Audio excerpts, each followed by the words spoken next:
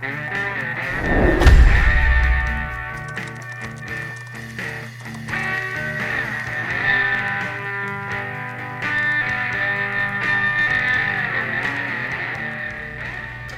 to Bushmaster 4x4. I'm Ryan. And I'm Josh. And we're here to talk about if the Nissan Frontier should be considered when you're looking at midsize trucks.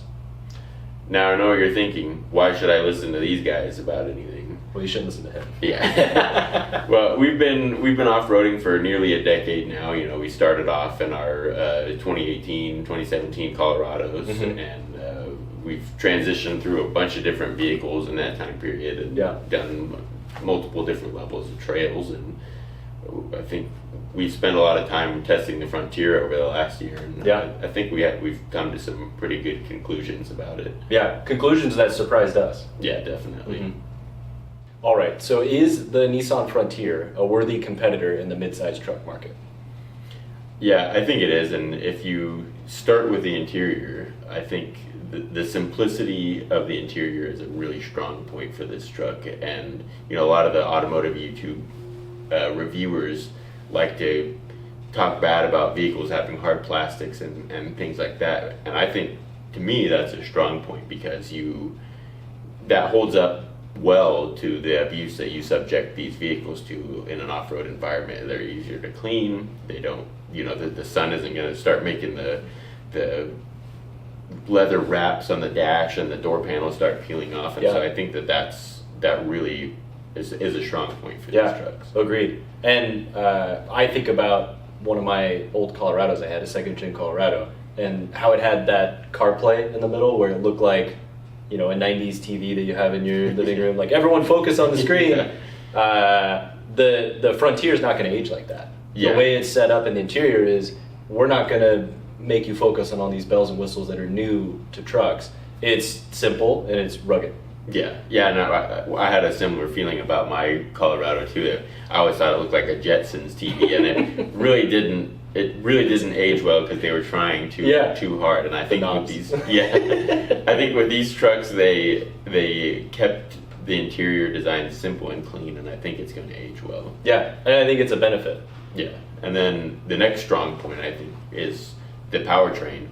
It's the last truck with a naturally aspirated V6 in the midsize segment, and that simplicity really, I think, helps it in an off-road sense. The less parts, the less parts there are to break. Yeah, especially in new trucks with the complication of engine design and all that in a modern vehicle. Yeah, granted, the engine itself is still a complex modern engine. It's not like it's a push rod V6 from 1990. It is a dual overhead cam modern engine. Direct injection. So we still have that aspect, but it's not turbocharged with the hybrid and all that stuff like the Tacoma and all the other trucks in the segment. Adding extra weight to the vehicle, more batteries, everything.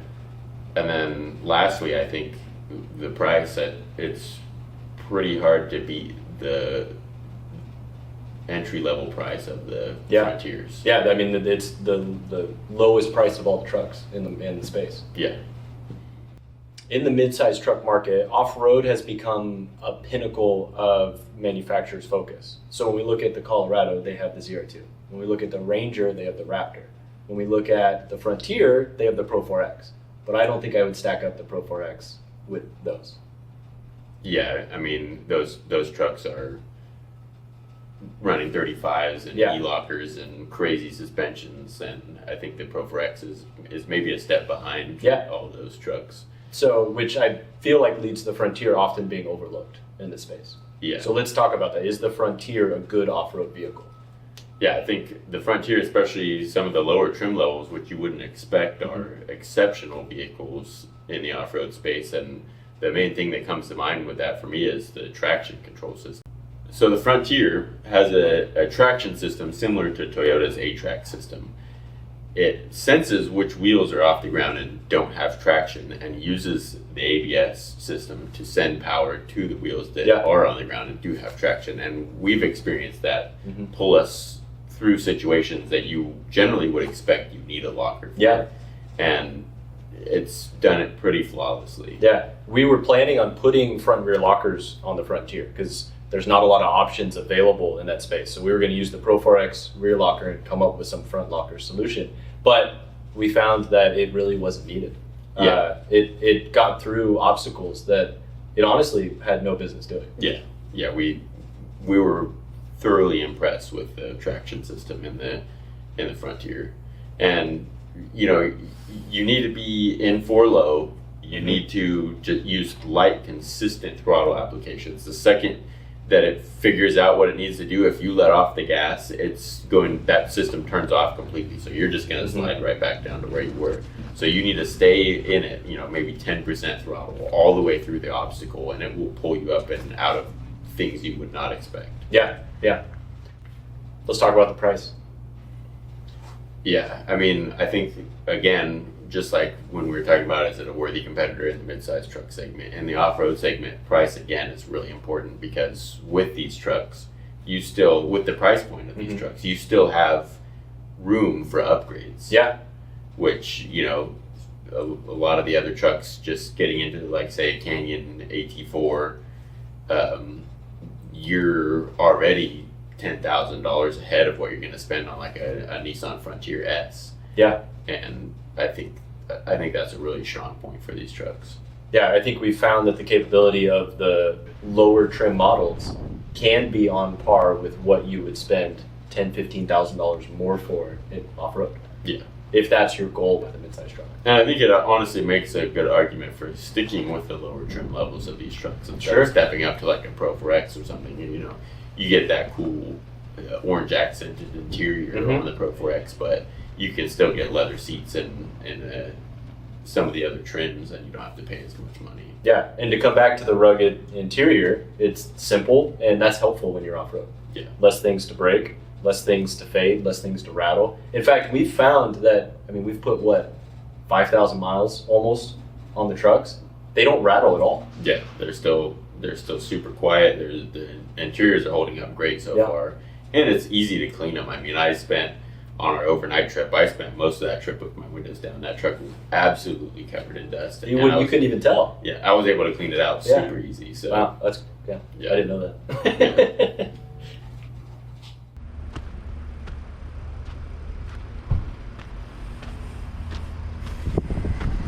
Huh. What do we got here?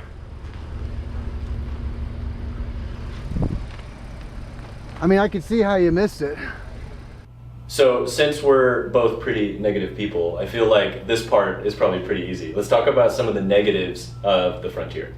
Yeah, so there's three main negatives that come to mind for me is the coil bucket contact, the tire size from factory, and the lack of support. Yeah.